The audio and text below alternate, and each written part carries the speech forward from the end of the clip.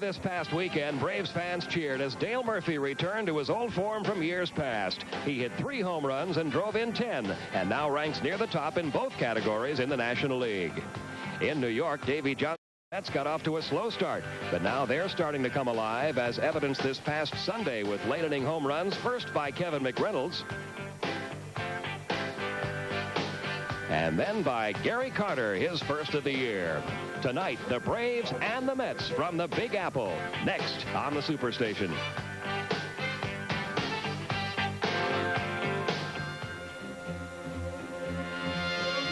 Superstation TBS presents the Atlanta Braves, America's team.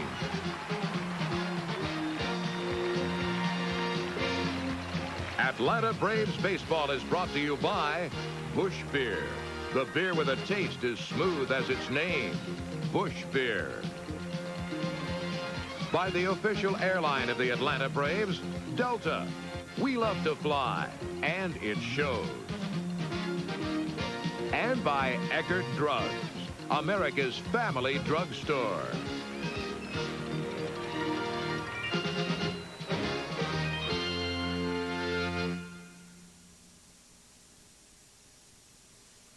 Tonight from Shea Stadium in New York, it's the Atlanta Braves and the New York Mets.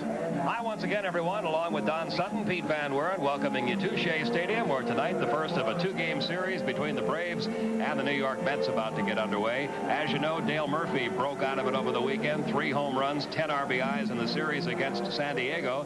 And now, Don Sutton, Russ Nixon trying to get another bat going, that of Ron Gant, and doing it in sort of an interesting way with a change in the spot in the batting order. Well, he moved Murph up earlier into the second spot, and he seemed to take some better swings. And I think if you ask Russ, he'll say, well, he wasn't hitting any other place. But I think if you dig a little deeper, he'll tell you that at the top of the lineup, Ronnie did a lot of damage last year, and usually that leadoff hitter gets more fastballs to hit. And I think that's what the move is for. As Russ said, he had success there last year. Let's see if he can't have some there again this year. So Ron Gant in the leadoff spot tonight as the Braves and the Mets square off from Shea. And we'll be back with the starting lineups and all the action right after this.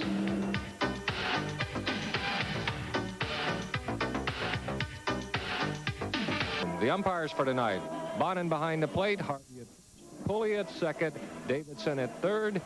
And here to tell you all about what's going on out of the field, Pete Van Weren.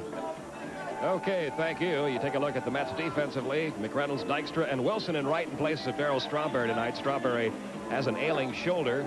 He can pinch hit, but he might miss both games as a starter in this series. The infield has Jeffries at third, Elster short, Tuffle second, Hernandez at first.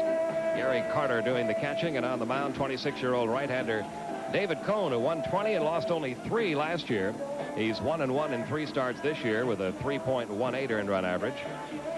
3-1 lifetime against Atlanta, all 3 of those wins coming a year ago. He throws a good fastball, a good slider, and perhaps the pitch that turned him in from just another pitcher into a 20-game winner, a forkball, which he picked up in winter ball several years back from an old veteran, Diego Segui, taught him that pitch. And that really made him into a monster out there on the mound, Don. Well, he started in the bullpen last year and didn't really move into the rotation until the season had gone along for a little while. But when he did move in, he ended up 20-3 and third in the balloting for Cy Young. He is a competitive young man. He's a real battler. And I think he matured a lot over the winter. He got himself in a little bit of a trouble popping off and writing an article in the postseason play. And I think that in visiting with him this spring, he learned a lot. He's grown up. He is a tough pitcher who will help himself around the middle of the field, and he's just another one of those good athletes. He's a good enough athlete to be an Atlanta Braves pitcher.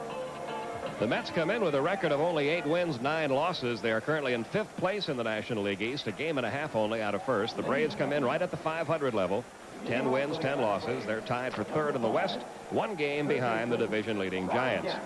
Well, here's Ron Gant batting in the leadoff spot for the first time this year. This was a familiar spot in the batting order for him a year ago. You see the numbers on Gant for the year. He's hit a little better of late, hitting safely in 6 of his last 7 games. But Russ Nixon feels that he just wasn't very comfortable batting in that 5 and 6 spot. So he's going to put him back up at the top of the order where he had success last year and see if that helps. Back near the screen, Gary Carter spotted it late, might have room, and does.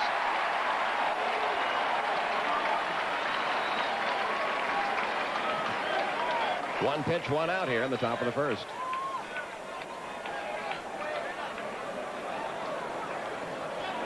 Now Lonnie Smith, who has been hitting in the leadoff spot for Atlanta, moved to the number 2 spot in Russ Nixon's revised order.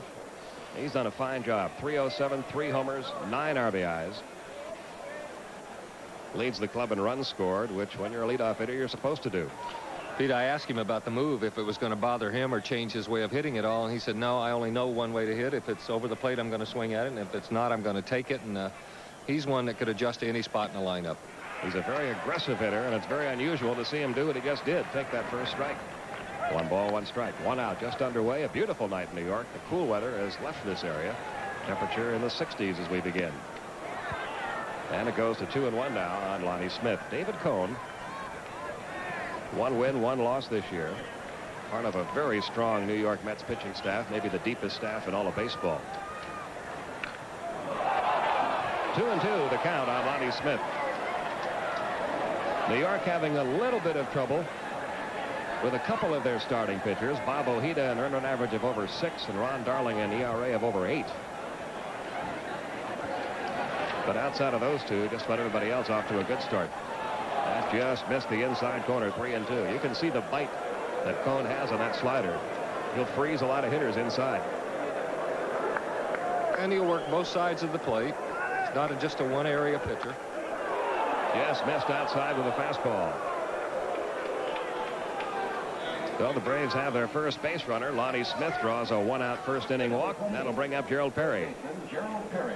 Perry with a 4-game hitting streak comes in at 364, 3 home runs, 15 RBIs. This is Cohn's 4th start. He's pitched into at least the 7th inning in the first 3, and it's ironic that he has won 1, lost 1, and his worst performance was the one that he had won. He's only given up 4 runs once. He gave up 2 the other times and ended up losing one of them. So the Mets know they're going to be in the ball game with him out there. He chases Lonnie Smith back. Yes, the Mets' basic problem early in the year has been their offense. Until the last week or so, they weren't scoring many runs at all. 1 man out with Smith aboard. He is going. Perry taking the pitch high, and Gary Carter couldn't get it out of his glove. So it's an easy steal for Lonnie Smith. And Gary Carter, by the way, has been throwing much better this year. He's nailed 8 out of 18 prior to that stolen base by Lonnie Smith. This was a pitch that was pretty easy to throw a runner out on, and it looked like Gary saw that Lonnie had a good jump and tried to rush. It also might have been distracted by Gerald's bat there, but I think he thought he had to pump it and get it out of there a little bit quicker than he really did, and in his hurry dropped it. So Lonnie Smith with his 4th steal of the year, now in scoring position with 1 down, and the 1-0 pitch to Perry on the corner for a strike. 1-1. 2 games in this series. Dwight Gooden goes against Pete Smith tomorrow night. Braves are off on Thursday. Then a weekend series in Montreal. All right. 1-1 has popped up. Shallow left field. Elster going back. McReynolds coming in. It's McReynolds for the catch. And out number 2. Smith remains at second. And that'll bring up Dale Murphy. Murph, who went on a tear in that San Diego series. 3 home runs, 10 RBIs. Now has 13 RBIs out of those 15 in his last 6 games. The biggest difference I think I saw in his swing, Pete, was that he just wasn't missing that pitch. A lot of times in the weeks before, pitchers were getting away with pitchers with him, but he wasn't missing it in the series against San Diego. Takes a slider downstairs, ball 1. Murph raised his average from 149 to 211 in that San Diego series.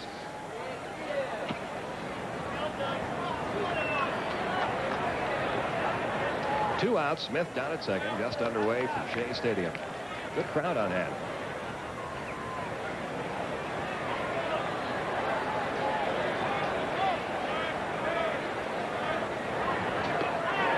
Didn't get that slider. 1-1.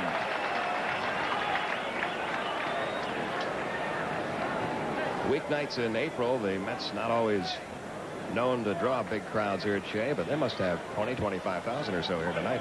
And expecting 40 tomorrow night. The advance is for 40,000. I'm sure Dwight Gooden might have something to do with that. Here's the 1-1. Murph drills it hard, but right at the third baseman, Greg Jeffries. And that's it for Atlanta in the top half of the first. Murph was right on that pitch, but hit it right at the third baseman. We go to the bottom half of the first inning with no score. Ladies and gentlemen, there's a new service. First inning with no score. Leading off for the A look at the Braves defensively. Lonnie Smith in left, Dale Murphy in center, Deion James in right. Around the infield, Gant at third, Andres Thomas back at short. Jeff Treadway at second, Gerald Perry at first, Jody Davis catching, and Zane Smith 0-2 with a 6.05 ERA. Making his 5th start of the year. His first pitch on the way to Mookie Wilson, taken high for a ball. Fastball that runs that he has to keep down, curveball, slider, and a change of speeds. He needs a big gap in speed between that changeup and the fastball to keep the hitters off stride. Behind in the count 2-0 on Mookie Wilson. You were saying he had a real good curveball last Had a outing. very good curveball. He's pitched 2 very good games in Atlanta. His 2 road starts, he hasn't gotten past the 3rd inning in either one of them. There's a call, strike 2-1. The encouraging thing about Zane Smith right from day 1 in spring training is that the elbow isn't bothering him anymore after that arthroscopic surgery. Right to the second baseman, Jeff Treadway. High throw, pulled Perry off the bag, but Gerald with an alert play, tagging Mookie Wilson and just getting him for the out.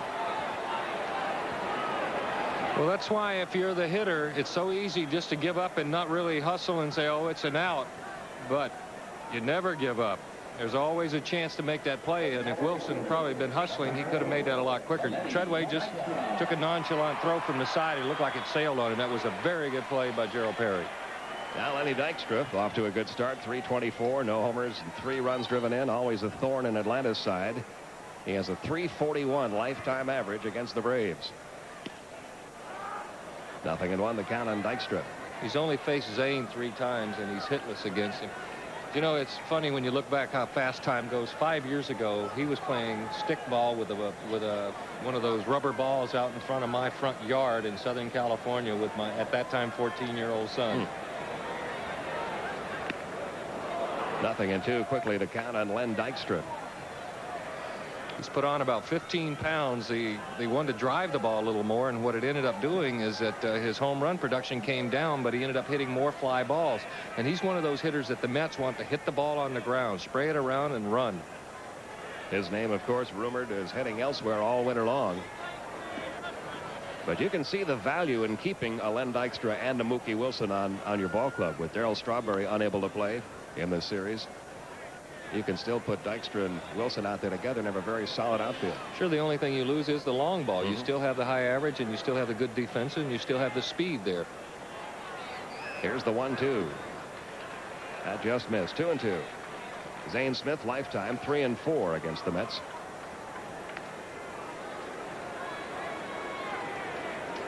Greg Jeffries waits on deck.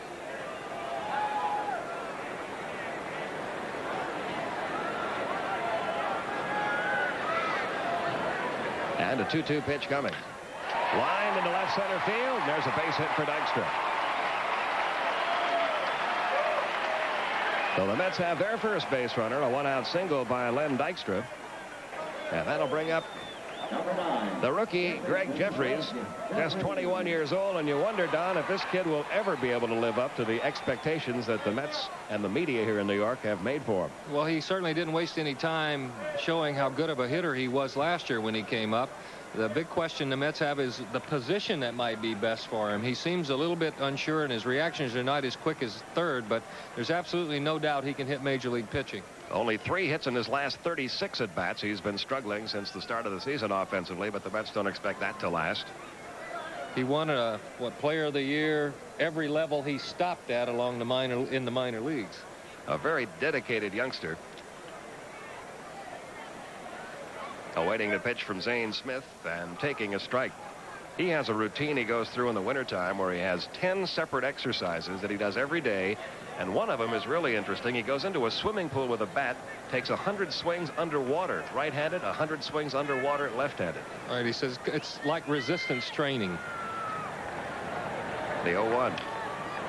Fouled away, 0-2. What the scouts and management of the Mets have always liked about him is the quickness of his bat. But as Don mentioned, finding a position for him has not been easy. They've looked at him at second, short, and third. He's playing third base tonight. 1 man out, Dykstra at first. Braves pitching out.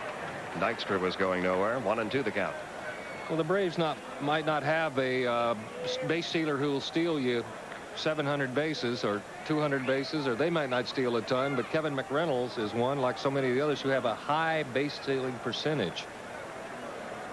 Smith ahead in the count. The 1-2 grounded sharply out towards second. Treadway goes to Andres one on to first in time. Double play.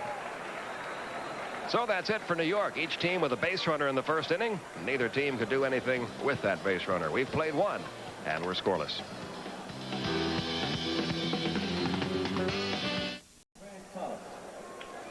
Top half of inning 2 with no score. Andres Thomas, Deion James, Jody Davis due up against David Cone. Thomas back in the starting lineup. Missing that San Diego series with a hamstring pull. There you see his numbers for the year. He was hitting in the cleanup spot just before he got injured, and Dale Murphy was struggling at that time. And in that cleanup spot over a 6-game stretch, he hit .375. Drove in 5 runs in 6 games. And last year against David Cone, the Braves only had 1 home run, and Andres had it. Here's the 0-1. Breaking ball, little chopper out towards short. Long throw from Kevin Elster is in time. Elster holds a major league record. He has played 77 consecutive errorless games at shortstop.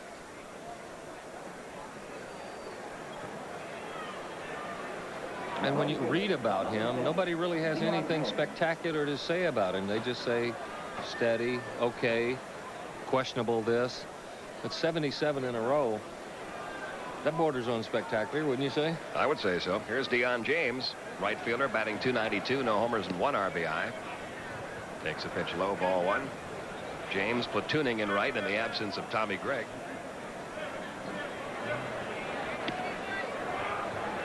And it's a ball and a strike now on Deion. No score. We're in the top half of the second. First meeting of the year between these two clubs. Count goes to 2-1.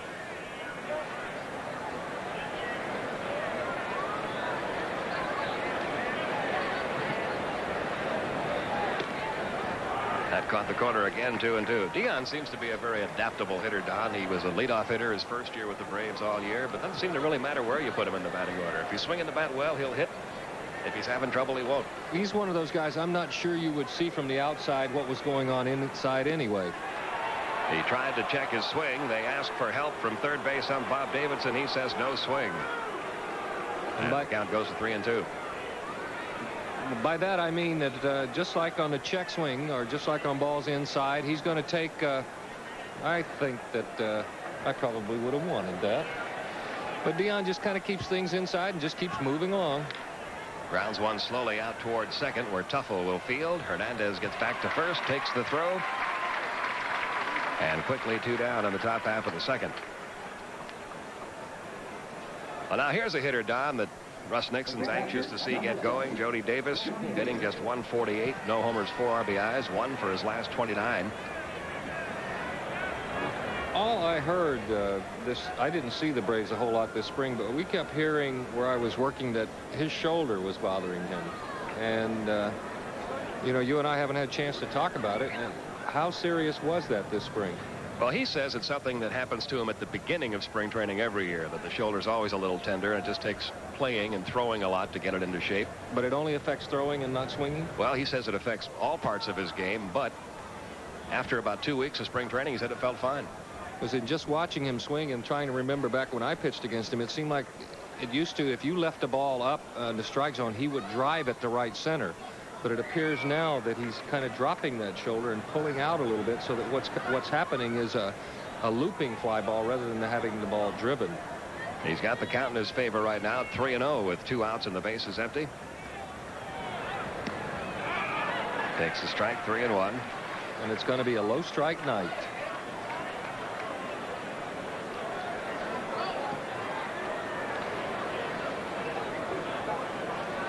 Cone with the 3-1 delivery. And down to first with a walk goes Jody Davis. Second walk issued by David Cone. Second baseman, number 15, Jeff Treadway. As Davey Johnson looks on, Jeff Treadway steps in. Jeff with a 5-game hitting streak. Davey blew his cool about a week ago. No more cards in the clubhouse, no more golf. on game days? There are a lot of things you can do when you're winning that all of a sudden become reasons for losing when you're not winning. I don't know if it had an effect or not, but since that talk, the Mets are 5-2. Grounded slowly toward first. Keith Hernandez, who owns 11 Gold Gloves, takes care of Treadway, and that's it for Atlanta in the second. One more walk from David Cone, but it didn't hurt. We go to the bottom half of inning 2, still scoreless from New York.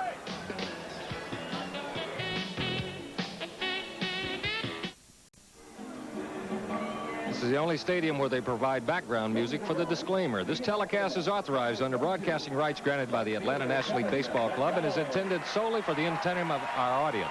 Any publication, rebroadcast, retransmission, or other use of the pictures, descriptions, or accounts of this game without the express written consent of the Atlanta National League Baseball Club is prohibited. Here's Kevin McReynolds leading off the bottom of the second. He's at 258 for the year, a couple of home runs, 6 RBIs. Just quietly goes about doing his job in a spectacular way. 2-0. He's overlooked by everybody except the people who were thrown out on his 15 assists last year. A bunch of home runs every year.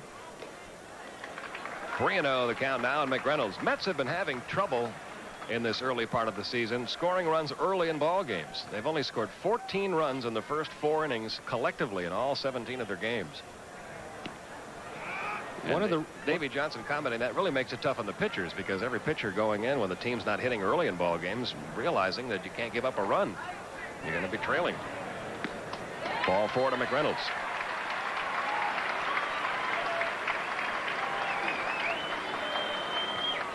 Now Keith Hernandez batting in an unfamiliar spot in the order, the 5-hole. He's been hitting 5th now for the last 5 games. Done a good job there.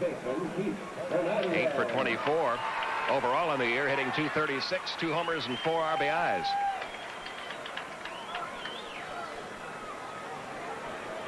One of the best defensive first basemen to ever play the game. The 3-6-1 with the pitcher covering, or 3-6-3 double play with Keith getting back to the bag. He's the person that's always mentioned anytime anybody turns one well. Nobody out with McReynolds at first. Zane Smith chasing him back. As Don mentioned, McReynolds. You better keep an eye on him over there, because he stole 35 of 36 over the last 2 years, and last year was in the 20s in consecutive steals. Zane Smith, who has about 3 different moves over to first, will do his best to keep him close. Jody Davis has thrown well. He's thrown out 4 of 8. But the pitchers have a responsibility in holding that runner as well. Hernandez takes a strike, 0-1. Kevin McReynolds could have gone to the California Angels just before he came here for an outfielder, but somebody in the Angels thought he was too nonchalant. Well, he's nonchalanted his way into a $1 million a year contract, hasn't he? Chase back again, close play over at first. And into a couple of league championship series. Zane seeking his first win of the year. As you know, if you've watched Braves baseball over the years, Zane often struggles early in ball games. First couple of innings have been trouble spots for him quite frequently. And a couple of Mets have given him trouble. One is Keith Hernandez, 10 for 23 lifetime against Zane. The 0-1. Caught the outside corner. And Zane quickly ahead of the count, 0-2. Greg Bonin doesn't rush into any calls, so if we hesitate, it's not that we don't know what's going on. He's just taking his time.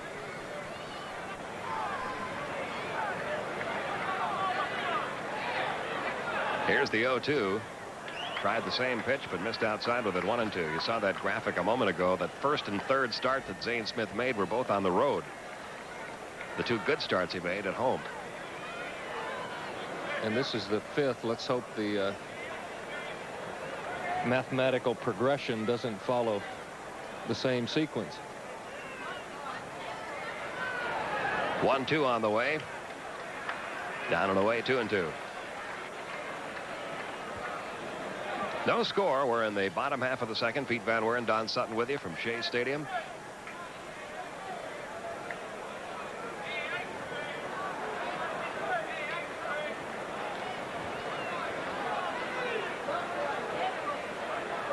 And the 2-2 on the way. Again, it just missed that corner, and the count full now, 3-2. Well, we'll see if Kevin McReynolds takes off on this 3-2 pitch with nobody out.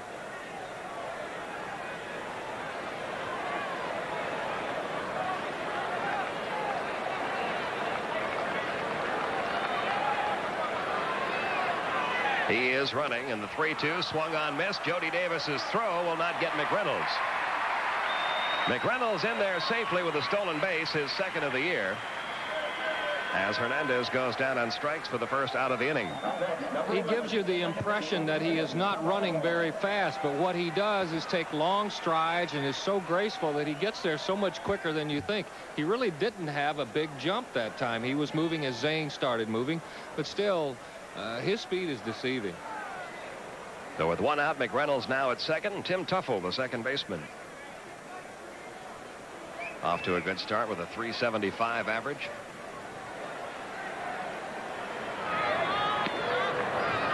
A ball and no strikes on Tuffle. Zane has been very successful against Tuffle. He's only 3 for 22 lifetime. One of those reasons may be every time I've ever seen Tuffle, and all the scouting reports are that he is an inside hitter. And Zane is more successful against right-handers when he's keeping the ball away and sinking it down and away. There are a couple of inside hitters in this lineup that, you know, normally you say high and tight, low and away, but there are a couple guys in this Mets lineup you just take the low and away and don't try to come high and tight. And that's where Zane was very successful his last start, keeping the ball down and away, especially that curveball working the outside corner with it. Caught the inside corner that time with a breaking ball, 2-1. I think you're going to see a lot of different infield combinations for the Mets this year. We talked about Jeffries not really having a position. They've played him some at second base, some at third. Howard Johnson has played some third and some short. Sharply hit, but right at Treadway. McReynolds will move to third as Tuffle is thrown out. So 2 outs, a runner at third, and Gary Carter stepping in. He hit his first home run of the year on Sunday, batting just .143 for the year with that 1 home run and 4 RBIs in the last year of a contract, and a lot of pressure, Don, on Gary Carter to produce this year if he wants to stay in New York. Well, a lot of hitters seem to have better years in their last years of their contract, but like so many players who've gotten older, Gary has almost gone to being a guess hitter. Earlier in his career, he could be more selective, and he could wait for a pitch, and you know, he could adjust to it. But most older players, as they get older, become more inside conscious. They don't want to be embarrassed inside, so they'll look for a certain pitch and guess that it's going to be there. And if they don't get it, they don't look as good swinging. 1 ball, 1 strike on Gary Carter.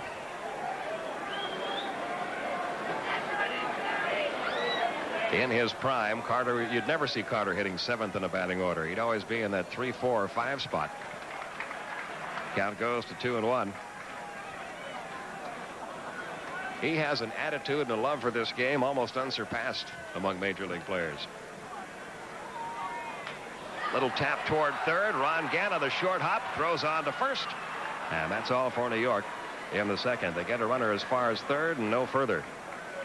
After 2, still no score from Shea.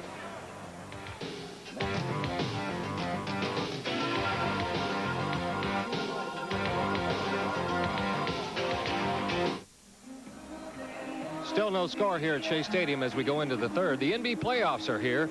Thursday, we have a doubleheader for you. Game 1 is Philadelphia at New York with Bob Neal and Rick Barry at 8:05 Eastern. Game 2 of the doubleheader, Portland at L.A., 10:30 Eastern time with Pete Van Weert and John McLeod. Friday, we have another doubleheader, Boston at Detroit, and Game 2 is Denver at Phoenix. And Pete, you have that one. You have a little traveling. Busy week ahead. Zane Smith on the first pitch from David Cohn sends a fly ball into shallow center. Len Dykstra out there waiting. 1 pitch, 1 out in the third. And that'll take us back to the top of the order, and Ron Gant, who fouled out to Gary Carter in the first inning. You know what I'd like to see happening, and I think it's pretty much an appropriate time. Here we are in Shea Stadium in New York against the Mets. I'd like to see more people start comparing this Braves club with the '69 Mets. Well, I tell you, there are some interesting comparisons you could make, particularly looking at the pitching staff. That '69 Mets team, those pitchers didn't have a whole lot of major league experience. No. Seaver and Kuzman and Gentry. That's right. And in 1968, the Mets were 73 and 89, and then in 69 they won 100 ball games. Now the Braves may not win 100 ball games, but I think all the ingredients are here for a turnaround. The 0-1. Right through there again. 0-2 on Ron Gant. Here was the Mets opening day lineup in 69. A.G., Gaspar, Boswell, Cleon Jones, Ed Charles, Ed Krahenpuu, Jerry Grody, Harrelson, and Seaver. 1-2 now again. So there was a blend. Harrelson now coaching here. There was a blend there of some young players, some young pitching, and some veterans that he had added to the roster for that. Gant looks at a called third strike, and David Cone has his first strikeout. There are 2 outs in the inning.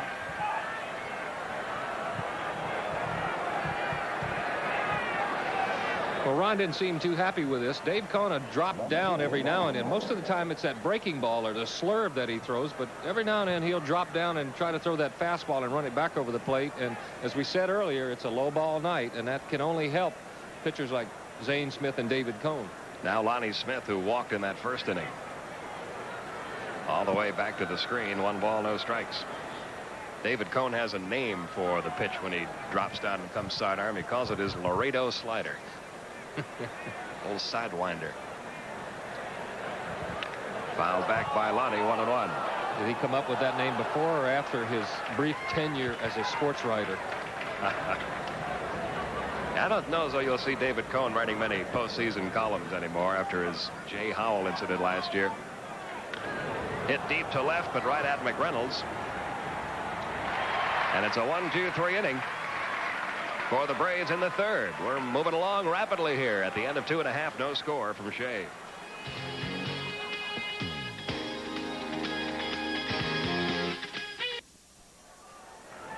Bottom of the third with no score. Kevin Elster leads it off.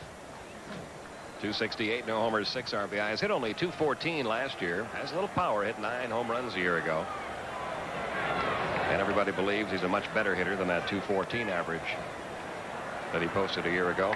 But if you ask people, it's hard to get any 2 people to agree. Some say he's too nonchalant. Others just say he's smooth. Some say he doesn't. Some say he doesn't throw well. Some say he just takes his time. Some say he has power, and some say he tries to hit too much for power. But one thing is for sure, I said earlier that there are 2 players in the lineup that like the ball inside. This man is a dead inside hitter. And Zane has fallen behind on Elster 3-0 with the pitcher David Cone due up next. Then the top of the order, Mookie Wilson. No score. Bottom half of the third. The only hit in the game, a first inning single by Len Dykstra. There's a strike. 3-1.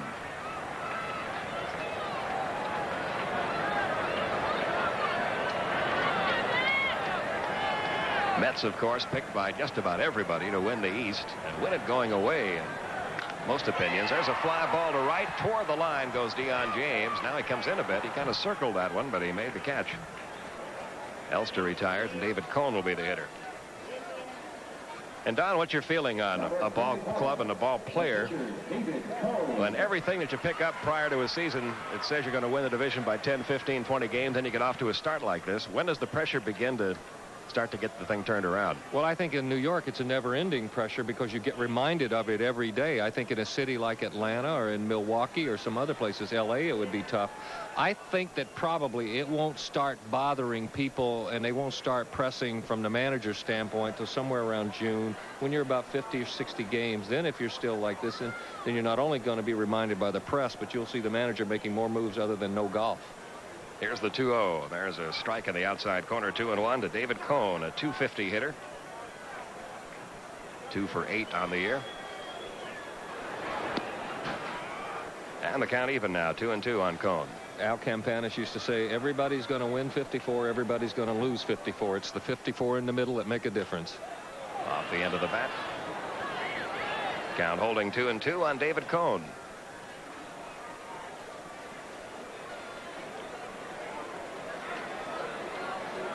One man out, bases empty. We're scoreless in the bottom of the third. And that takes care of Cone. Second strikeout for Zane Smith.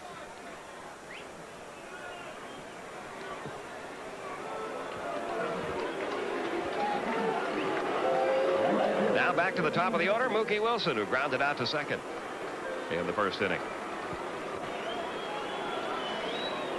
I wouldn't say he's your ideal leadoff man. He only walked 27 times last year, but what he does do is give you some consistency.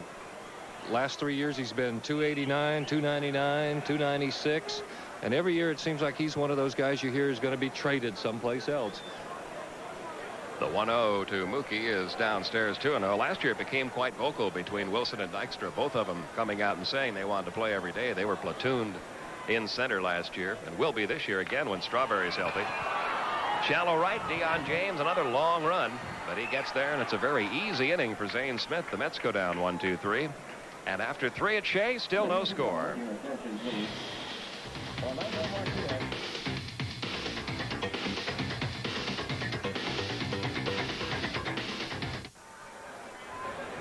Top half of the 4th inning, Gerald Perry will lead off for Atlanta. He flied to left his first time.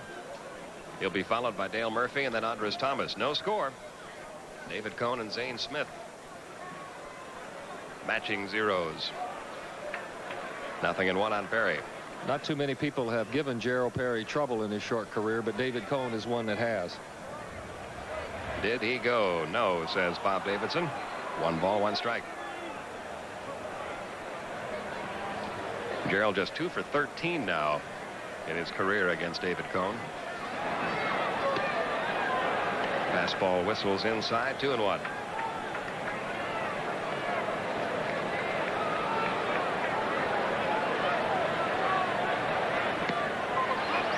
And that missed. 3-1 now on Gerald Perry. Want to congratulate Paul Merrick and Max Del Rosario of Greenville. They combined for a no-hitter against Memphis in one game of a doubleheader last night.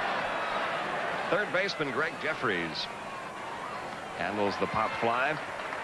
1 out in the 4th inning. That's the second no-hitter pitched in the Braves minor league system this year. Dennis Burlingame pitched one for Durham on opening day. Well, we've seen the young pitchers here get better and better, but we keep hearing that there is pitching all through the Braves organization. Here's Murphy, who lined out to third in the 1st inning. Hit the ball right on the button, but right at Jeffries. Braves still looking for their first hit off of David Cone. Murphy takes a strike. Elsewhere, San Diego and Pittsburgh have played 4 with no score in Pittsburgh. Dodgers lead the Cubs 3-0 in Chicago after 2. 0-2 on Murphy. Montreal at Cincinnati 1-0 Expos. They go to the bottom of the 3rd. American League one afternoon final. Tigers beat Seattle 5-2. In Milwaukee, it's 5-0 Brewers over the Twins after 4.5. Texas at Cleveland 3-1 Indians after 1.5. Chicago at Boston, no score after 2.5. Murphy down on strikes. Couldn't get that breaking ball from David Cone as he records his 2nd strikeout. He has a couple of different breaking balls. He also has that split finger that he started throwing off his fastball. Now, before we saw him throw that drop down, what'd you call it? The Laredo slider. The Laredo slider, and it was a fastball that came back over the plate to Murph. Murph got the true Laredo slider. Andres Thomas, who grounded to short his first time, behind in the count 0-1. You have to be a good athlete to throw from so many angles and to maintain any consistency, because if you only do it at like 10 or 15 pitches a game, it's so hard for that not to foul up everything you do naturally. But he throws overhand, but every time he's dropped down, he's kept it down in the strike zone. Now the 1-1 on the way to Thomas. Got the inside corner, 1-2. Apparently when David Cone was coming up in the Kansas City minor league system, his mechanics were not real good. And Bill Fisher, who's now the pitching coach with the Boston Red Sox, straightened out his mechanics and taught him that sidearm pitch, which just recorded its 3rd strikeout. 1-2-3 for the Braves in the 4th. We go to the bottom half. Still no score.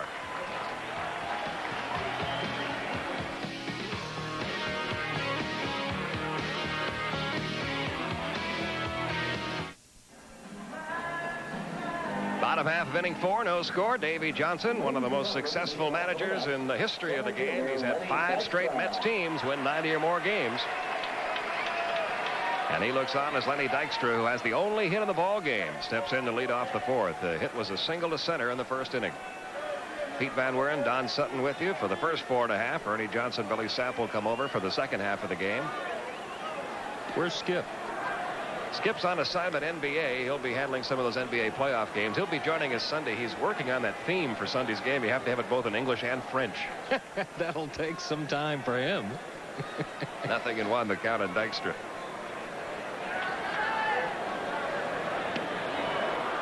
Dykstra, who loves to bunt, behind in the count now, 0-2. He'll also sometimes show bunt and then stop at the front part of that batter's box and try to slap the ball past the charging third baseman, and he's been very successful at getting some base hits that way. Well, when you get everybody moving, it opens up some holes, and if you get a third baseman charging, the shortstop's going to be moving. It's hard for either one to go side to side once they start in. Here's the 0-2. That's a foul ball. Still 0-2 on Dykstra. Dykstra, Jeffries, and McReynolds due up here in the fourth inning.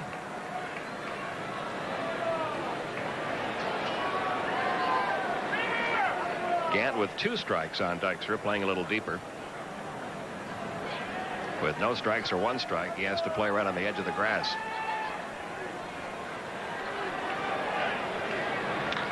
Grounded down that first baseline. Perry can't get a glove on it. It heads toward the corner. Dykstra heads for second. Dion James up with the ball. Dykstra's going to try for 3. And Jeff Treadway can't handle the relay, so Dykstra able to belly whop it in there with a triple.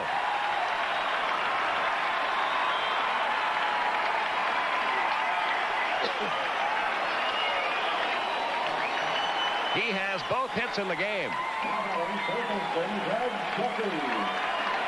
Defensively, you have to play him to hit the ball to left field. Everybody's shaded around. Dion was over toward right center. When Gerald couldn't come up with it, it got down in the corner. And Dion James had a long way to go. When he came back throwing, the throw to the cutoff man was over his head, but I still don't think they could have stopped him from getting 3. Infield in. Jeffries almost hit by the Zane Smith fastball. Greg Jeffries hit into a 4-6-3 double play in the first inning. Nobody out. And the count even on Jeffries, 1-1. Hit .339 in A ball in '86, .367 in Double A in '87, .282 in Triple A last year, and is behind in the count 1-2. This is one of those situations as a pitcher. There are times when you really don't try to get strikeouts. You just try to move the ball and you assume they're going to hit it. But there comes a time in the game when you have to try for a strikeout. And if ever Zane does it, he has to do it right here. And Jeffries very tough to strike out in 56 at bats this year. He's fanned only 4 times. Zane missing inside, 2-2. I think Jody thought he had it.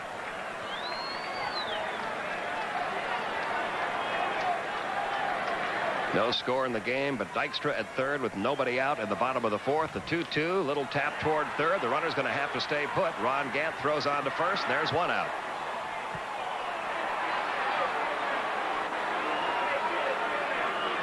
So Jeffries fails to get the runner in. Now Kevin McReynolds, who walked back in the second. They'll tell you that when you bring the infield in, you make the hitter better. But when you go against a guy like David Cone, you have to assume you're not going to get a lot of runs, and you have to try to save them, even at this stage of the game. McReynolds, 6 RBIs this year. He's driven in over 90 runs each of the last 3. 99 last year, 95 2 years ago, 96 3 years ago. Ball 1 the count on Kevin McReynolds.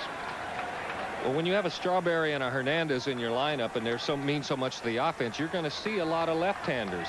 When you put Kevin McReynolds in between them, that's just what he wants. And that just missed, 2-0.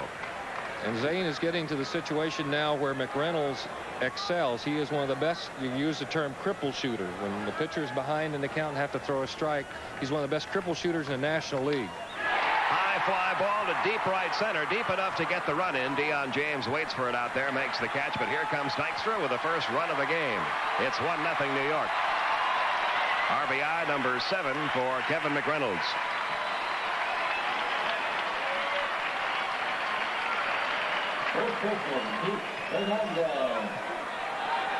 So the Mets are on the board with a 1-0 lead here in the fourth inning. 2 outs, bases empty, and Keith Hernandez, the batter, he struck out.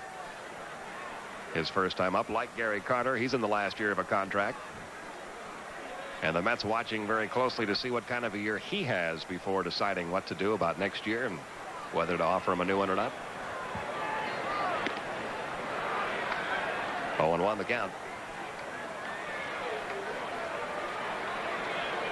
Probably how the Mets finish up the year will dictate that too a lot. If you struggle, then you can justify bringing in some younger blood and making some changes.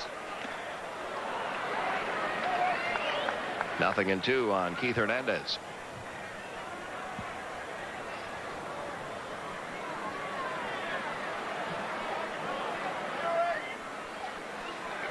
The 0-2 from Zane Smith got him again. Breaking ball strikes out Hernandez, and that is strikeout number 3 for Zane Smith. But Lenny Dykstra is the difference in this game right now. It's 1-0. New York leads it as we go to the 5th.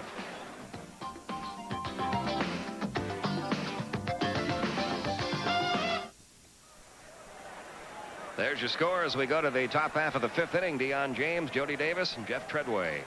You up against David Cone, who has been near perfect to this point. The only base runners, walks. Lonnie Smith in the first, Jody Davis in the second. Deion grounded out to second his first time. And it's even. 1 ball, 1 strike on James. Zane Smith did a great job of pitching that past inning.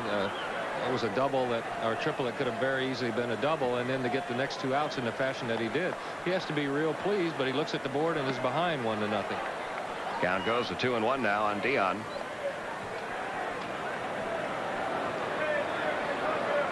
And the way these 2 pitchers have gone so far, 1 run might be enough.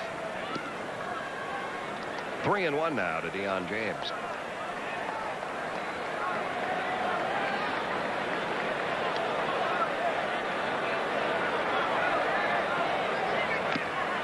That fills the count. Cone 3-1 lifetime against Atlanta. Got all 3 of those wins last year.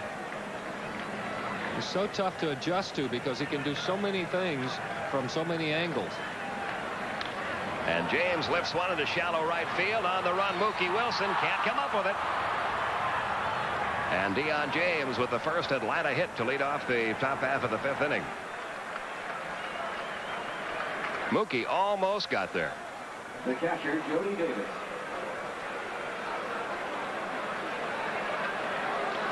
You know that a pitcher has good stuff and is pitching really well when he can go 3-2, the count where everybody who's ever gone to the plate will look for a pitch that he can drive. When he goes to 3-2, gets behind, makes the pitch, and still jams a left-handed hitter. Well, we'll see if the Braves can take advantage of the base runner now. Jody Davis walked his first time up. Nobody out. The Mets infield not looking for the bunt in this situation, getting down in the lower third of the order.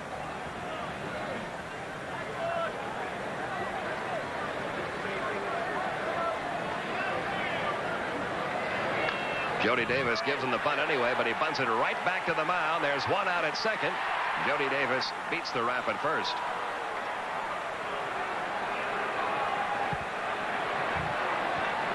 So now Jody the runner at first after failing on the sacrifice attempt. It was a great idea by Jody. As you said, he wasn't sacrificing. He wanted to get it down the third baseline because everybody was back. They know Jody doesn't run too well, and they were going to go for the double play. Deion James did a good job of coming in at second base and distracting Elster, and Jody did a good job of hustling there. Now Jeff Treadway, who grounded out to first his first time up. 1 out. Jody Davis now at first. He will not be held by Hernandez. Treadway fouls one away. One of David Cone's victories against the Braves last year came before he made it into the starting rotation. He won a game in relief in April with 1 inning of shutout ball. His other 2 were complete game efforts. He pitched an 8-hit shutout against the Braves May 3rd of last year, and then a 6-hitter winning it 5-1 later in the year. He has a 1-hit shutout working right now, and a count of 0-2 on Treadway.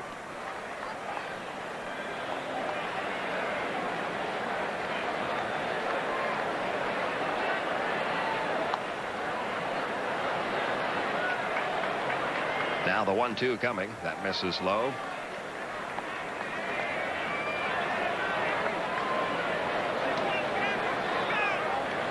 There's Cone's corner. The Conehead section of Shea Stadium, which occupies that front section of the upper deck anytime David Cone pitches. 2-2 the count now on Jeff Treadway. When he first came to New York, he was getting letters at the PR department. A lot of people wanting him to appear at bar mitzvahs and a lot of the other. They thought his name was Cohen. Yeah, C-O-H-E-N. Treadway down on strikes. Something off speed from David Cone got him. That's the 4th strikeout for the young right-hander. Well, he can change speeds well, and he gave Treadway 2 or 3 of these. It's the split finger, and he throws that only, well, he throws it very seldom. He actually throws 2 fastballs, and that's the one that he comes off the hard one with. Zane Smith, who flied to center his first time, bats now with 2 outs, and Davis at first. 1-0. Mets lead it. We're in the 5th inning already. The 1-0. Taken outside, 2-0.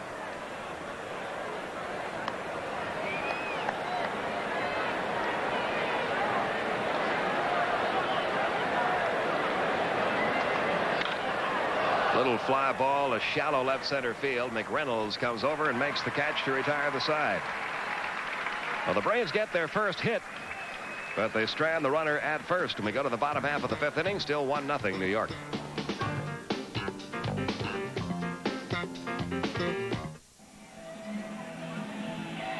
Ernie Johnson and Billy Sample now joining you on the Superstation. Zane Smith and David Cone in a pitcher's duel. So far, Cone has the better of it. He's leading 1-0 as the Mets bat in the bottom of the 5th. They'll send Tuffle, Carter, and Elster 6, 7, and 8 in Davy Johnson's order to face Zane Smith, who has pitched well as he did in his last outing, in which he went 7 innings, giving up 2 earned runs. But the Braves haven't scored a lot of runs for Zane so far this season. Tuffle, who is hitting .429 against left-handed pitching this season. Grounded to second his first time on a changeup. Takes the outside corner for strike 1.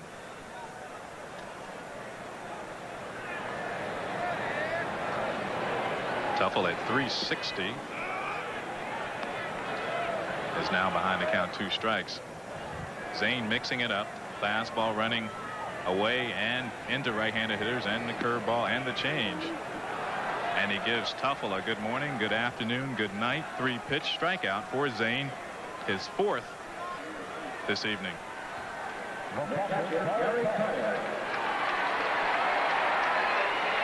Right on the outside corner, and that is his bread and butter pitch to right-handed batters. When that is working, it's pretty difficult for him to pull it, and many times they strike out on it. And plate umpire Greg Bonet appears to be giving that outside corner, so it's good for the catchers to remember that. And speaking of catchers, Gary Carter takes ball 1.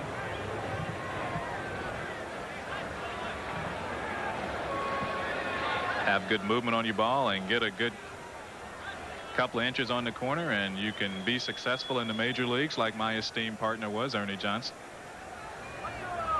The 2-0 pitch. That time Zane did not get the corner. 3-0 the count. Carter, a lifetime .275 hitter with 30 home runs against the Braves.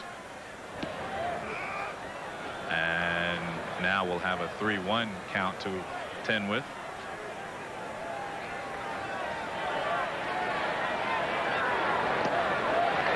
And on 5 pitches, Carter works a walk. The second walk given up by Zane,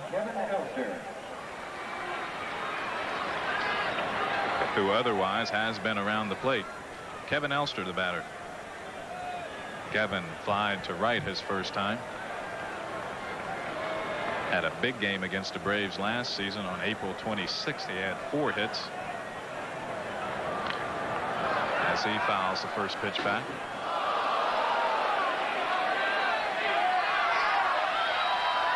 It went into the Mets broadcast booth. Longtime Met radio announcer Bob Murphy in that booth.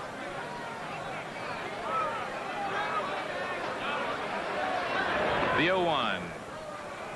Zane gets the change up over.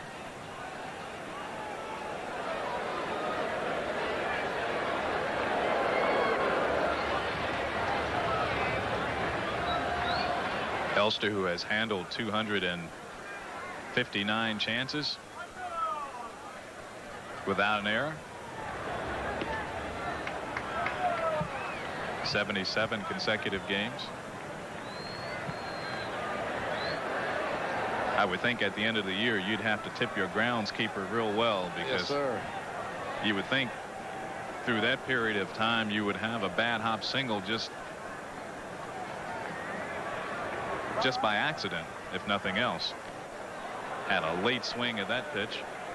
Count remains 1 ball, 2 strikes. The old record holder was Buddy Kerr, who played with the New York Giants and also the Braves. He's now a New York Mets scout. Carter's at first, 1 out. Mets up 1-0. And a 1-2 pitch to Elster. Could be 2. Treadway, Thomas, Perry. And the Mets are out of their half of the 5th. No runs, no hits. And because of the double play, nobody left. After 5 complete, Mets lead 1-0.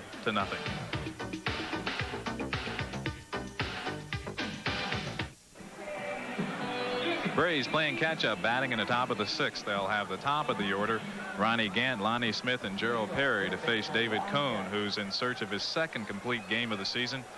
He has the Mets 1 complete game so far to this point. Ernie Johnson and Billy Sample along with you, as manager Russ Nixon trying to shake up the lineup a little bit, inserting Gant into the leadoff spot.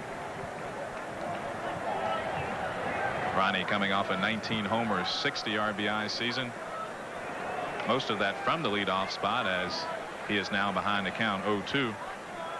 I don't know if I've ever seen a pitcher be able to hit that outside corner with all pitches like Cone is tonight.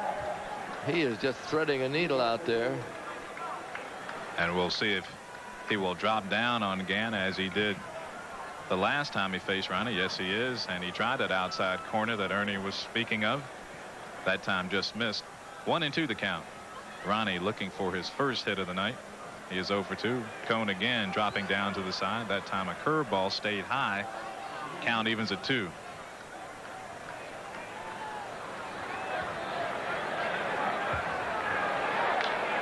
That curveball popped up on the infield. Jeffries is there, running towards the plate. Now he stops and puts it away for out number 1.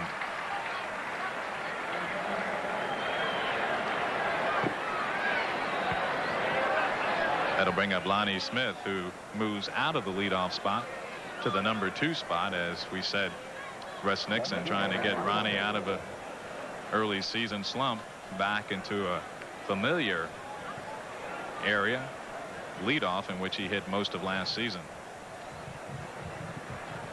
Lonnie Smith has been hitting all year, currently at .303. He takes a curveball on the outside corner.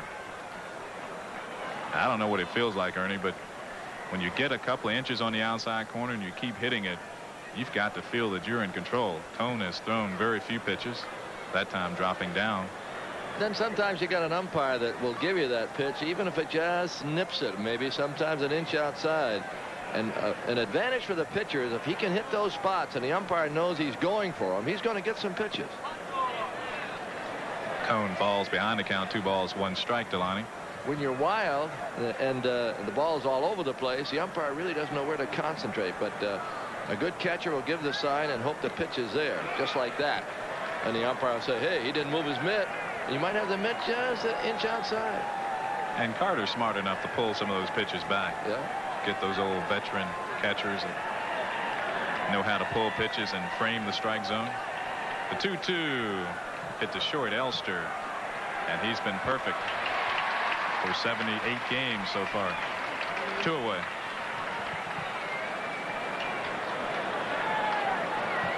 It is so important to pitch to a spot. Many young pitchers get in bad habits, and they look at the batter when they're pitching, believe it or not, and they don't look at the catcher 100%. In other words, they don't concentrate on a spot. Doesn't always have to be the mitt.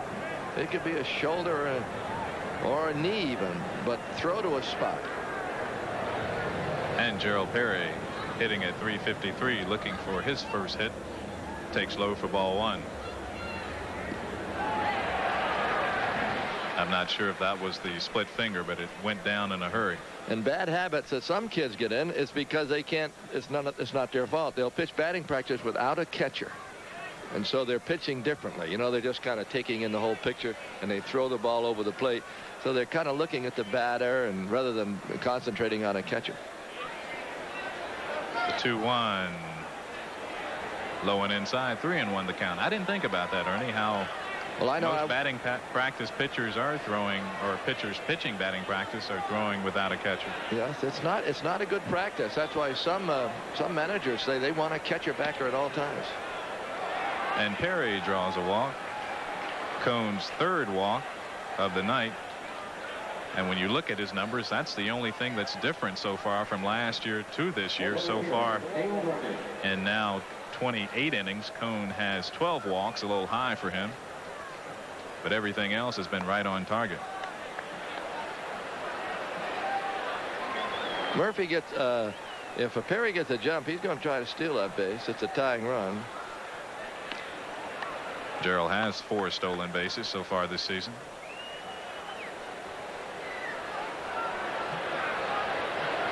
Of course, in this ballpark, Russ Nixon might not want him to go. He might not want to take the bat out of Murphy's hand. He might hit a home run. So many options the manager has. He sits there, but he's got to do it right now. You know, the rest of us can do it tonight, tomorrow. He's going to do it now. Well, Roy Matee could just flash whatever Russ Nixon wants Perry to do. And Carter makes a nice play. Count evens at 1. I would say in a game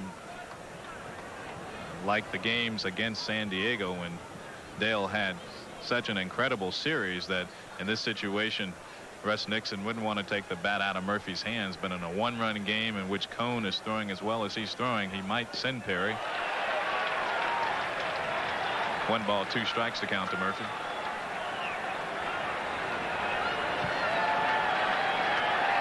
Because you get the feeling that the Braves are going to have to manufacture a run or 2 to win this game.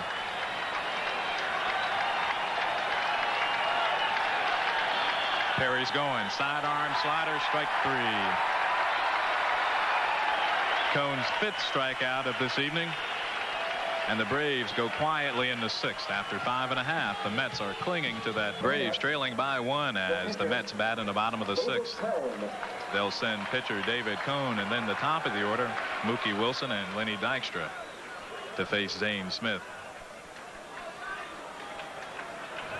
Wow, Cohn struck out looking his first time. This is what you want. You want that pitcher leading off if you're Zane Smith, and you should get him out, get you off to a good inning. Cohn looking for his first hit of the season.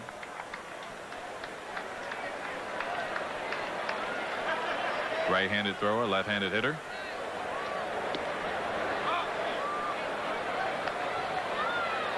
One and 2 the count. I'm sorry, let me correct myself. Cohn is now 2 for 9 on the season.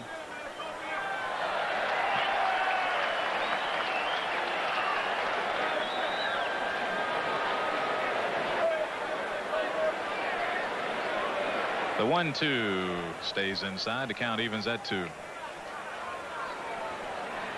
That 2 for 9 computes to a 2.22 average.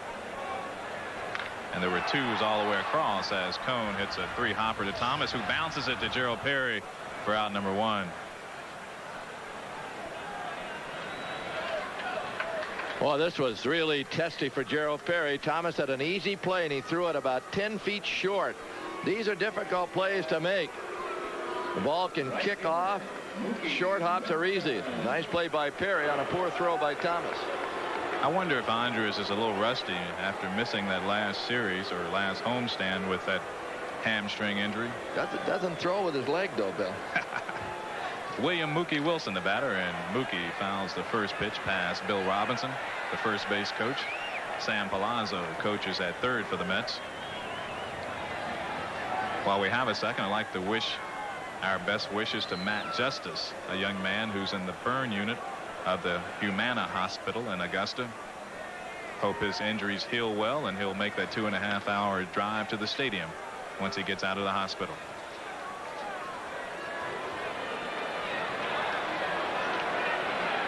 The 1-1 to Wilson.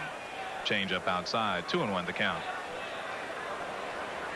I'm sure Tommy Gregg is watching, and we hope that he's coming along okay. The other day he said he's doing fine. drilled in the left center field. Smith goes back. He looks up. It's off the wall. Murphy feels it. Now it gets by Dale as Wilson would have an easy triple.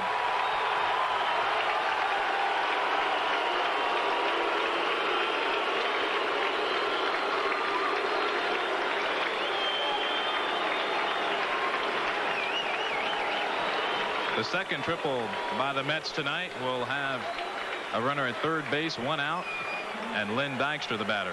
Mookie hit that ball in a gap in left center field. Off the mark at 396. Bounces by Murphy under his glove, but it's a triple anyway. He was heading for third even when the ball was bouncing back, so that was legitimate. The other triple was not a legitimate hit by Dykstra earlier that really hurt the Braves. That should have been a double.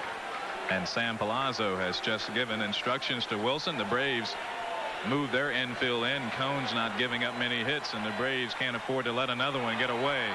Pop down the left field line towards the line. Smith fields, tags. Wilson's going to try to score the throw. Not in time. And as you saw, it also was kicked out of Jody Davis's glove, and the Mets go up 2-0.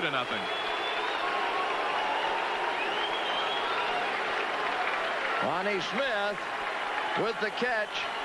A little hesitation there might have cost him. It looked like he had a problem getting the ball out of his glove. The ball bounces out of the mid of Davis. We look at the tag now. Watch Lonnie Smith. Now we're watching Mookie. He's going to make it. His foot was on the bag. Doesn't make any difference whether the ball was held or not. He had made it, but I think that Lonnie Smith had a little problem getting a grip on the ball as we looked at the replay. Greg Jeffries fouls that first pitch back. Jeffries 0 for 2 has grounded into a double play and grounded to third baseman Ronnie Gant.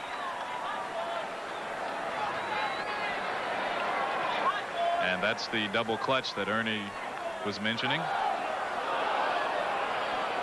Couldn't get out of his glove cleanly and had to crow hop twice before releasing the ball.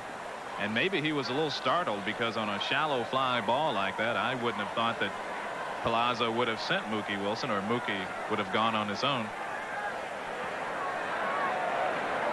Either way, there was some hesitation and it hurt him. And you're already starting to feel for Zane Smith. He certainly has deserved a little better fate than this, as he's ahead of Jeffries 2 strikes.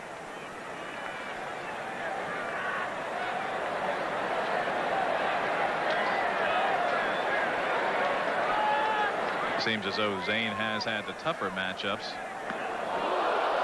as he tried to get Jeffries off the plate. 1 ball, 2 strikes to count. Well, that was a good pitch. No balls, 2 strikes, and a tight fastball. And came right back with a fastball. Zane's 5th strikeout. Yet the Mets add another run on 1 hit, and after 6 complete, they lead the Braves 2-0.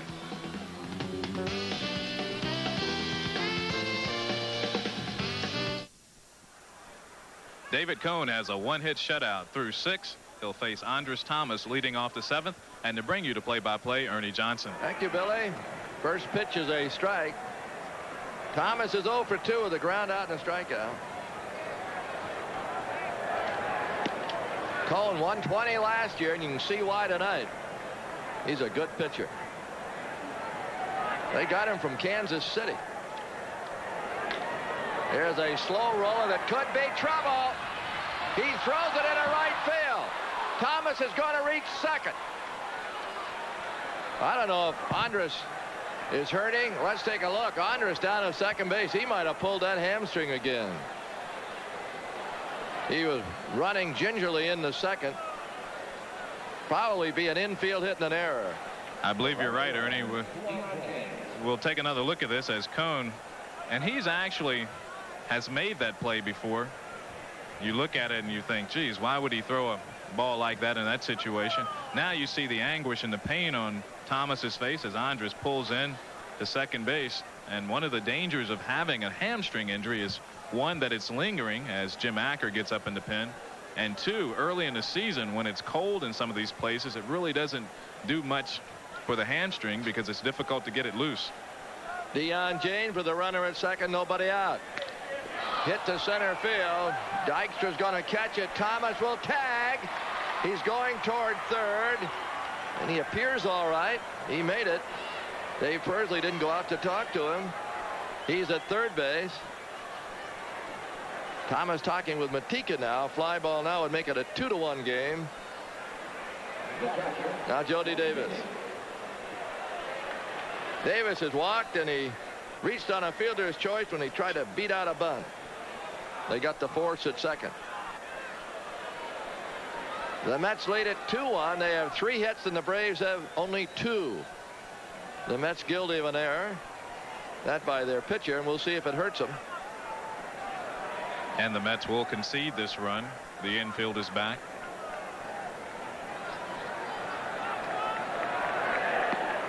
Breaking ball a little high. 1-0.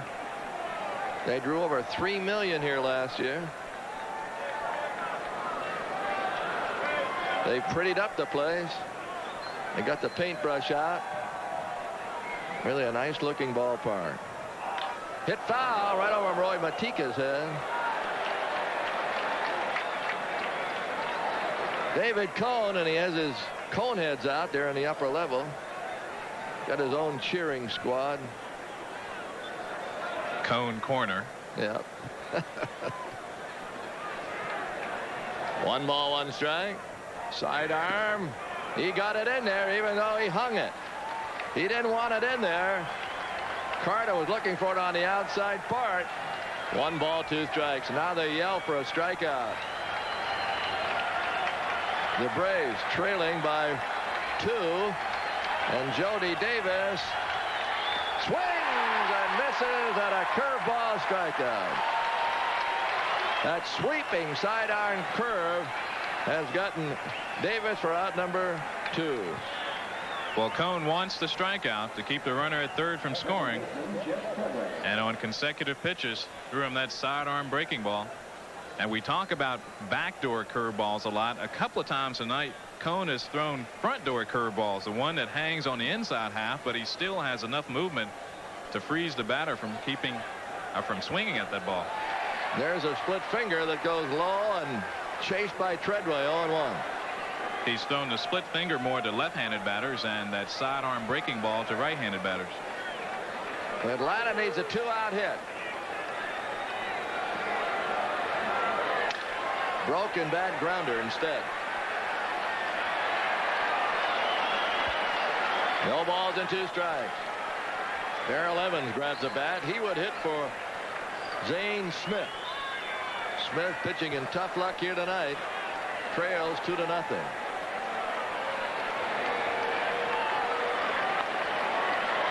And the information on the scoreboard says that the Braves are 9-1 when they score 4 runs or more.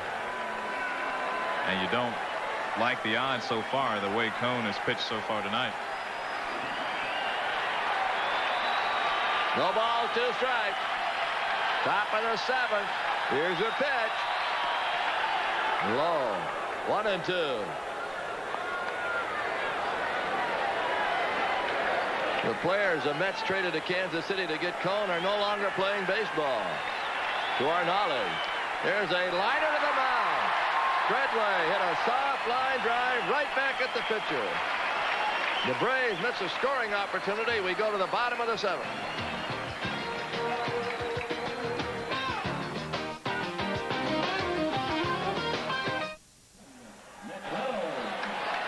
Japanese contingent here watching a national pastime. It's their national pastime too. Kevin McReynolds leads it off, and here's a pitch. Curve in there, 0-1. Smith works quickly. McReynolds has walked and had a sacrifice fly, good for a run. High pop along that right field foul line. It's going to make the seats. The Mets will be in Atlanta on our next homestand. In for a couple. And you hope that if you're a Braves fan, the Braves can rally, because it doesn't get any easier tomorrow. Not with Dwight Gooden against Pete Smith. We'll be televising at 7:30 tomorrow night. Then Sunday, the big guy Skip will be with us on our game from Montreal at 1:30. There's a bouncer deep short. Thomas. This throw is perfect. One down. The Mets will be in town next Monday, May 1st. 7:35 is their time. Strawberry on the left. I think he's going to play tomorrow. Rats. Huh? He was swinging in the cage, and the way the ball was leaving his bat, I would think he's going to play. Yeah. Hernandez been up twice and struck out both times.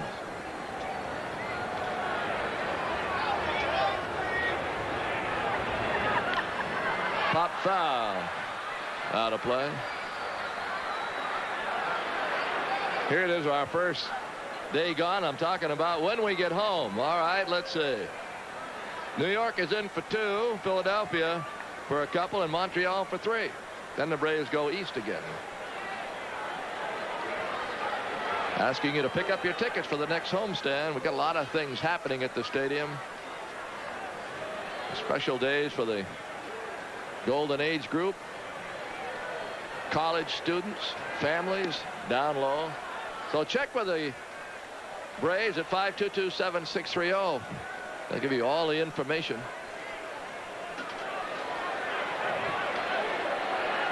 High pop right up the elevator shaft. Gant coming on, still coming. He's got it. He looked at Jody Davis. Jody said, "Come on, kid." And Gant made the play right around home plate. You get the feeling nobody really wanted this one. Ronnie looks up, now looks down at Jody, now calls for it, and somewhere at this point Jody has already cleared the area. We see Jody in the top left-hand corner of the screen. Certain things remind me of incidents. The late Vern Bickford, on a play just like that, he was standing pitching and didn't look like anybody wanted to catch it. He finally just yelled, "Somebody catch that son of a gun." And it was caught. Tuffle. Strike. It gets a little testy out there, especially if it might land fair. No balls, 1 strike. Zane Smith delivers. It's hit right off the end of the bat, right into their dugout.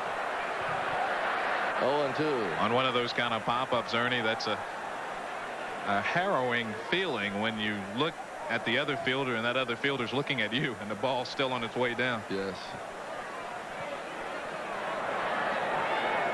When they start looking at one another, you know you've got a problem. And you're about 15 feet away from a dive.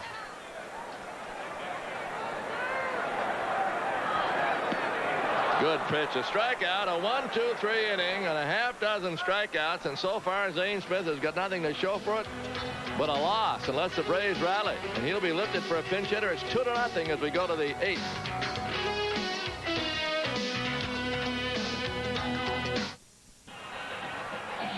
On our Delta scoreboard, the Padres have a 1-0 lead over Pittsburgh. Pirates batting home half of the 8th. Dodgers scored 3 in their half of the 2nd. Lead the Cubs 3-0. 1-1 Montreal at Cincinnati. San Francisco and St. Louis scoreless after 1. Glenn Davis homered as Houston has a 3-0 lead over Philly. And the American League, Detroit 5-2 the winners there. Tanana the winner. Minnesota losing big at Milwaukee. Boston 5-0 over Chicago. Cleveland has come from behind to take a lead over Texas. The Yankees 1-0 over Kansas City after 3, and Baltimore and California, Toronto and Oakland have yet to start. Terry Blocker is going to come on as a pinch hitter for Zane Smith. Then we go to the top of the order with Ron Gant.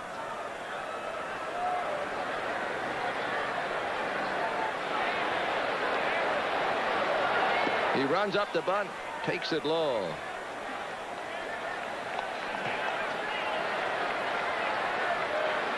Those are prescription goggles that Terry has on.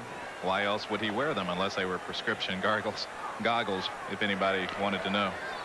Foul away, 1 ball, 1 strike. Zane Smith pitched very well again. 2 consecutive good outings. 7 innings, allowed only 2 runs, 3 hits.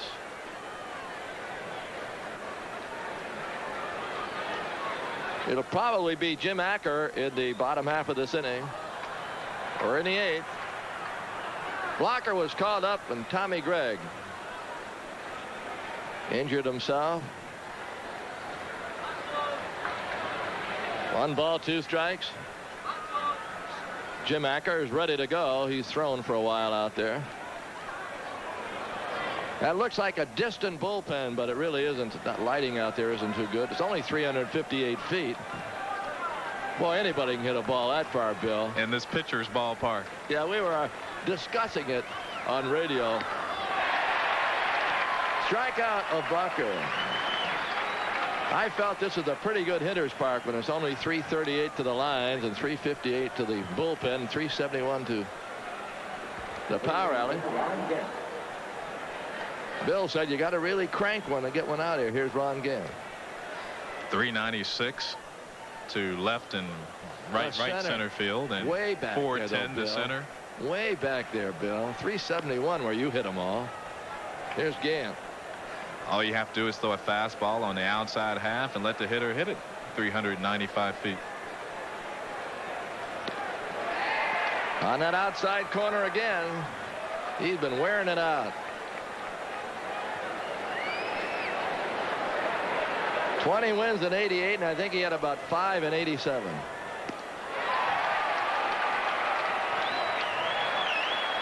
His 87 progress was curtailed. He was 5 and 6 that year when he squared around the bunt and got hit on the hand by an Atlee Hammaker fastball.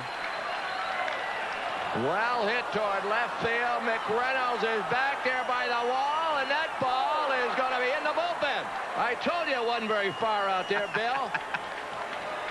Ron Gant just homered over the 358-foot sign to make it a 2-1 game. McReynolds went as high as he could, just missed it. Gant has hit his 2nd homer. Ernie, you said on a couple of occasions that Cone left that slider, curveball inside, and he didn't get hurt with it before, but that time Ronnie Gant hurts him. Yes, sir. When you hang one in there, you go ask Hank Bauer. He'll tell you about 1957. He hit one, hit the foul pole, a hanging curveball, and it can hurt you. Well, it's 2-1. Here's Lonnie Smith, 1 down.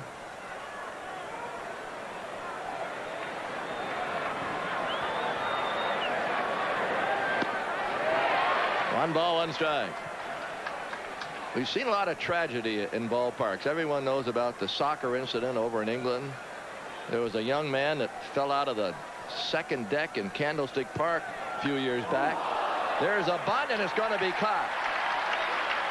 Lonnie Smith tried to get out of the way. That ball almost hit him. From here, it sounded as though it did. Lonnie trying to run towards first base in an attempt to drop a bunt down and get out of the way at the same time. At this point, Lonnie commits, and the ball is running back towards his face. Just gets out of the way. Perry is 0 for 2 with a walk. Well, tragedy hit here yesterday at Shea Stadium. If you didn't hear about it, a lady climbed up the foul pole here and jumped off, committing suicide right during the day at 9 o'clock in the morning. Pitch to Perry. Strike call. The incident in a soccer match still bothers you, you know, just to think that that would happen due to the crush of a crowd. Boy, I can't understand structurally how that happened. I keep looking at the films and the highlights and wondering just how could something like that take place. Well, the people were crushed against a fence that they couldn't climb over, and it was in a standing room only. They tried to get 4,000 more people into a soccer match where there's over 50 watching. Well, Perry represents the tying run, and he's on there for Murphy. Their bullpen is idle at this point. Murphy, the first time up, hit a bullet right at Jeffries for the out. Then he struck out the last 2 times up. And it's been those breaking balls on the outside corner. Let's see what the big guy can do in this situation against David Cone, who's leading 2-1. And a pitch. There it is. Curveball. Missed it 0-1. He's been throwing that ball outside all night. I wonder, will Cone drop down again if he gets Murphy in the hole? Because after hanging that ball again, he might want to take that out of his repertoire. Now an 0-1. He laid off that curveball. 1 ball, 1 strike. He really hasn't thrown that split finger a lot to right-handers. He's thrown that more to left-handers, I would assume, because it has a tendency to run back into the right-hander's bat head. So we'll see again if he does anything different with Murphy.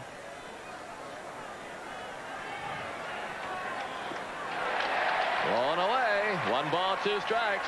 I believe that was the split finger. I think it was. We might be able to pick up Gary Carter's signs. There's nobody at second base. We can take a look. He told him to shake it off. Can't pick the sign up. Runner going. Throw to first. And Perry is back. I think Gerald is going, but he slipped. 2 balls and 2 strikes. If he was, that was a fortuitous slip. No, he was just faking, but he still slipped and got back. 2-2. Sidearm curve outside, and Perry swipes it. He got a big jump on Cone. Give Perry his 5th stolen base. And the Braves with a tying run in scoring position. 3-2 on Murphy.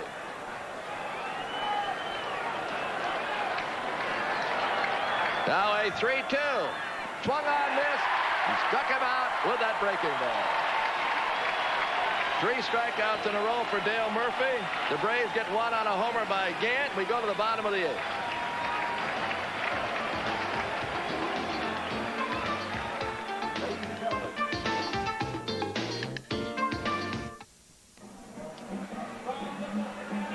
Jim Acker is the new pitcher.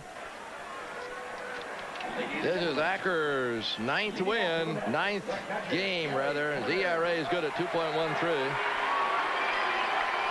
He has no save. Pitched 12 2/3 innings. Carter, the batter, he's grounded out and walked. He'll be followed by Elster. The outfield straight away. Acker's pitch over for a strike. Houston beating Pittsburgh 3-0. Cincinnati beating Montreal 4-1 in the 7th. The Houston game is in the 3rd. That's well hit. Did he catch it? Yes, he did. Ron Gann, who's made some spectacular plays down there, just took a double away from Gary Carter. And he gets a nice hand from the home folks. Carter really extended on that fastball, and look at this play by Gant, saving a double. Right on top of it, Bob Davidson. And now Kevin Elster tries to bunt, fouls it away 0-1. The Red Sox with Roger Clemens beating the White Sox 5-0 after 6.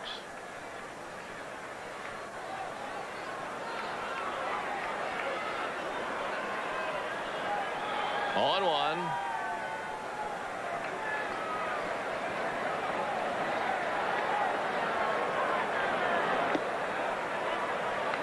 The Braves getting good pitching again. They're 3rd in the National League in ERA, just a shade over 3. But they're trailing by a run. There's one thing about good pitching, Billy. It keeps you in the ball game, gives you a chance, and you're never very far behind. And the Braves have been in every game this year. Hasn't been any blowouts that I can recall. 1 ball, 2 strikes. He got him on a breaking ball. Acker's first strikeout. That's the 7th by Braves pitching. Smith at 6. Acker has really had command of his breaking ball so far this season. That one on the outside black. Tough one to lay off. Tough one to hit. Cone lines it to center field in for a base hit. A 2-out single by David Cone will bring up Mookie Wilson. The attendance is 25,452 paid here tonight. Got another 1,000 freebies. Tomorrow night we'll be with you at the same time. 7:30 is airtime. Pete Smith against Dwight Gooden. So join us on the Superstation. And then next Sunday from Montreal.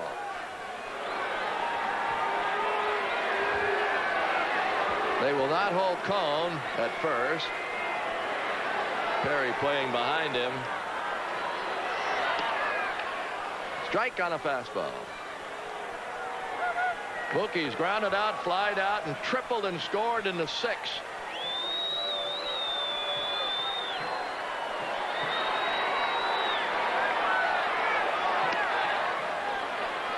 He was batting right-handed in the 6th inning off Smith, and he hit one in deep left center field.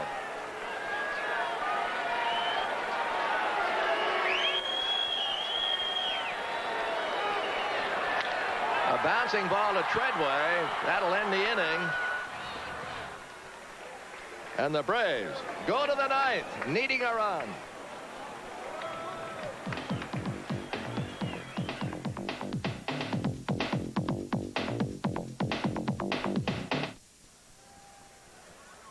We're going to the 9th inning, top half. As you look at the Met bullpen, McDowell is the righty and Randy Myers is the lefty. Thomas leads it off. Outside corner curve. Our producer tonight is Glenn Diamond, director Tom Smith, technical director Mitch Geller, associate director Teresa Bush, and the graphics Hal Galima and Laurie Burns. And a pitch. Foul away.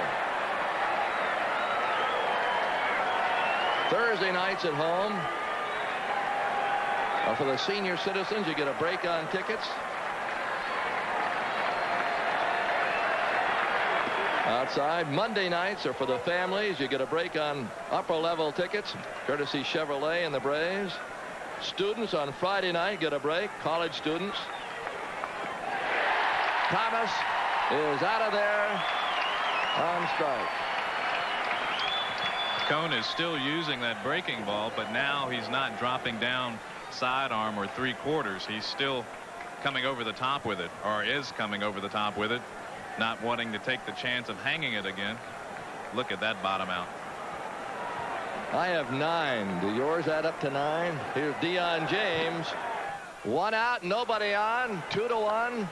Top of the 9th inning. James is 1 for 3. And he fouls it down the left side out of play.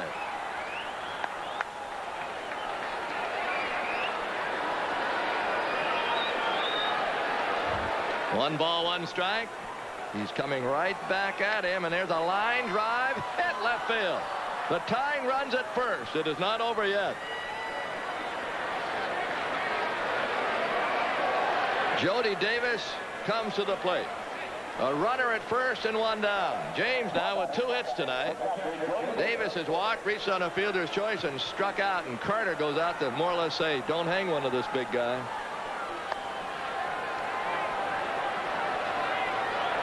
They've got a good bullpen. They've got a good team. They are picked by many to win the National League East, and they should win it. With all the talent they have, they won it last year. They have the same players back.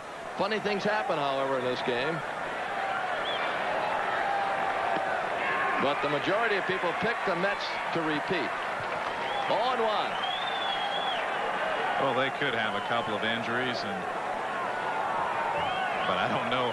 They've got a strong pitching staff. They've got a guy like Rick Aguilera who can't find a start. And he's certainly a quality pitcher. Pitch to Jody, a little pop foul out of play. And then with all their pitching, Billy, they go down and they take a chance. They look at Don Ossie and they say, well, we'll invite him to spring training. And all of a sudden, Ossie has made their club and doing a good job. Yeah. Oh, anybody could have had him. His fastball still in the early 90s. They've got a guy like Dave West who led the International League in earned run average last year, and they had to send him back. Call strike 3. Got it on the outside corner, and he's wearing it out. 10 strikeouts. And I'm telling you, folks, he has made some great pitches. Okay, he drops down this time. Carter, you can see him slide outside. And he certainly has played with that outside black. Treadway's the last hope. A runner at first and 2 outs, 2-1 Mets. Jeff shortened the bunt. He was not sacrificing, of course. He was more or less thinking, if they're going to play back, maybe I drop one down and get aboard. Darrell Evans at the bat. He's on deck. There's a bouncer, foul past first. What a tough, tight game for Atlanta. If Treadway could reach, it would be interesting to see if manager Davey Johnson would remove Cone in favor of the hard-throwing left-hander Randy Myers. Throw to first. James back on his stomach. Last year the Mets won 8, lost 4 in the season series, but the Braves split with them here 3-3. Foul away. You could see Treadway just trying to lay some lumber on it and trying to hit it somewhere and not try to kill it. 1 ball, 2 strikes. They're standing looking for the strikeout, looking for number 11. David Cone almost hit Treadway in the knee. 2-2.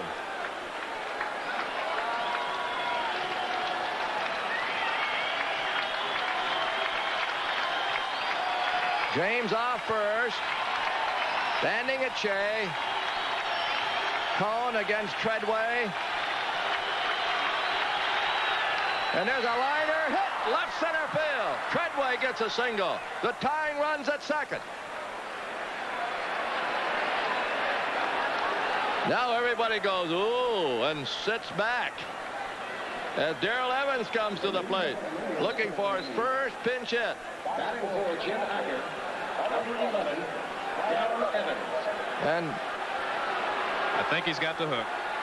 Davey Johnson, and he was a teammate of Evans when they both hit over 40 homers along with Aaron in Atlanta, says, I've seen enough. It'll probably be Randy Myers. He throws around 90 miles an hour. Listen to the head for David Cone.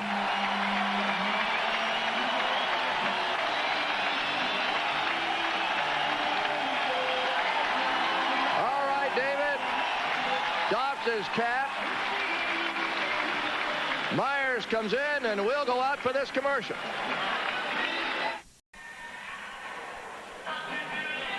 All right, Randy Myers taking his final warm-up toss. Darrell Evans does have a hit as a pinch hitter, 1 for 6. He's batting 150. He has a home run and 1 RBI. Randy Myers kind of dances to his own tune. He's kind of an individual. Big old strong guy. Country fella. Throws the ball about 90 miles an hour. I think it was Randy, and someone said, you hear about so-and-so, they bought a new sports car for $35,000. He said, I'd rather have 2 pickups. 2 pickup trucks. You relievers always were a strange bunch. Manager Russ Nixon had a couple of choices. He does have John Russell and Geronimo Baroa as right-handed pinch hitters, but he's opting for the experience of 19 years of Darrell Evans. Of course, Darrell has home run potential, and he has a small strike zone. He takes pitches well and should be difficult for Myers in this situation. Myers 1-1, ERA 1.74, has 2 saves. And a pitch. Here's a strike. 2 on and 2 outs.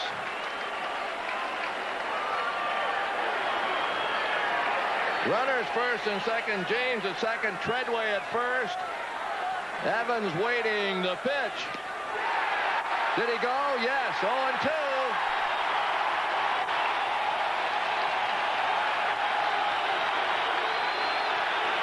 Now they're on their feet again.